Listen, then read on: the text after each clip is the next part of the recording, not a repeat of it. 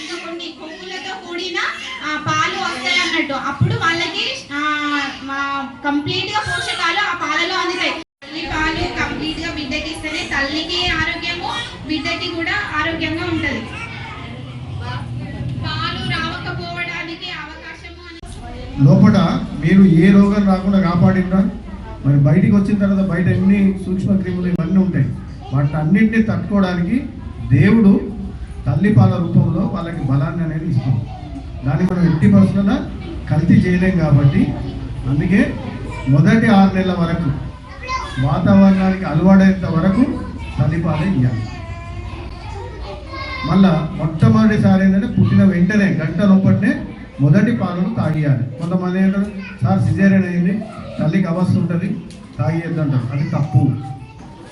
Caesarean అయినా కానీ ఎలాంటి ఈవెన్ ఎయిడ్స్ వ్యాధి వచ్చినా కానీ తల్లిపాలే శ్రేష్టం. తల్లిపాలే శ్రేష్టం. తల్లిపాలు ఇచ్చినప్పుడు తల్లికి బిడ్డడికి అనుబంధం పెరుగుతుంది. మీరు చూస్తుంటారు, ఒక పిల్లాడిని మన ఇంటికి మన చుట్టాలు వస్తే ఎత్తుకున్నప్పుడు ఏడుస్తాడా ఏడోడా? ఏడ్చినప్పుడు మళ్ళీ ఎవరి చేతికి వచ్చినాక ఏడుపు బంద్ చేస్తాడు? అమ్మ దగ్గరికి వచ్చినాక బంద్ చేస్తాడు. ఎందుకు? అమ్మను గుర్తుపడతాడు. నా మనిషి అనేది మాటలు రాకుండా బయట ఏం తెలియకుండా అమ్మ అనేది తెలుస్తుంది. సో అది ఎట్లా వచ్చింది? తల్లి బిడ్డడికి పాలు ఇవ్వడం ద్వారా అది బాండ్ అనేది పెరుగుతుంది, ఆ బంధం అనేది పెరుగుతుంది. అప్పుడు తల్లితోని సఖ్యంగా ఉన్న పిల్లలు ఎవ్వరు కూడా సమాజంలో చెడు కార్యక్రమాలు చేయరు. తల్లిని మంచిగా చూసుకున్న వాళ్ళు ఆటోమేటిక్గా బయటికి వచ్చిన తర్వాత కూడా మంచిగా ఉందామని చూస్తారు, చెడు అనేది రాదు. కాబట్టి ఖచ్చితంగా తల్లిపాలు ఇచ్చినప్పుడే పిల్లలు మంచిగా పెరగడం కాకుండా మంచి సమాజం అనేది ఏర్పడుతుంది. కాబట్టి పిల్లలకి ఇవ్వాల్సిన మొట్టమొదటి హక్కు తల్లిపాలు అనేది మొట్టమొదటి హక్కు. ఇది ఖచ్చితంగా ఇచ్చినప్పుడే మనం మంచిగా ఉంటాం, మన సమాజం బాగుంటుంది. కాబట్టి అందరు విషయాలు చెప్పారు కాబట్టి నేను ఎక్కువసేపు మాట్లాడకుండా తక్కువగా ఒక 2 పాయింట్లు చెప్పాను.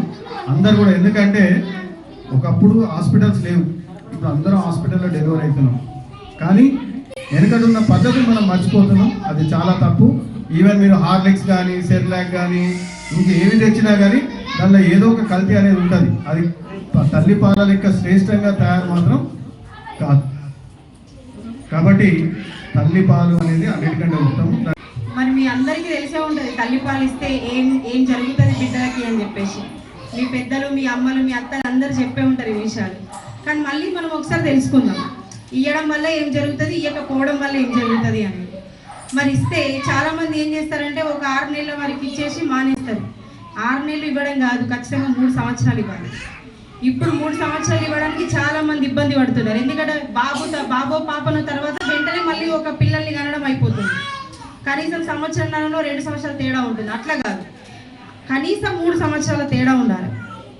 పాపకి బాబుకి ఇద్దరి మధ్యలో తేడా ఒక 3 సంవత్సరాలు ఉండాలి.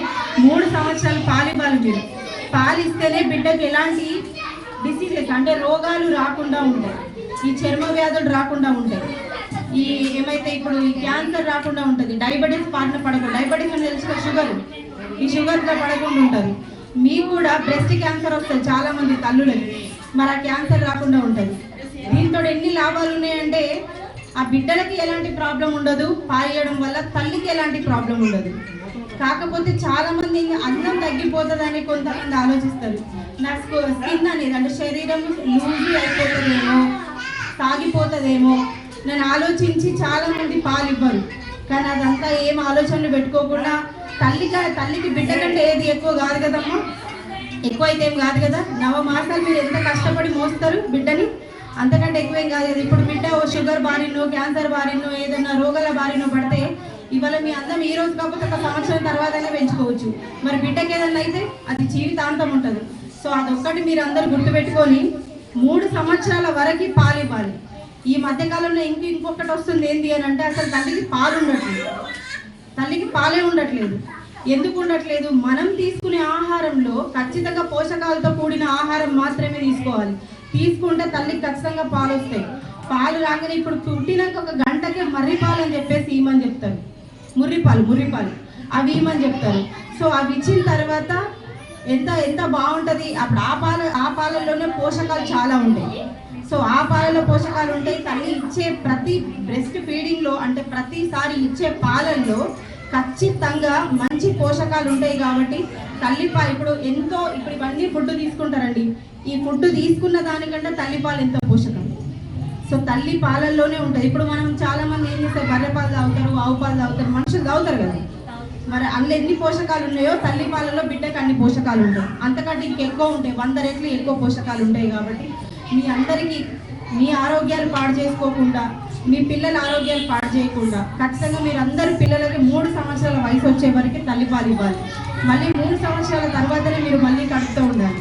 అంతే తప్ప ఉంటే అంటే ఈ సంవత్సరంన్నర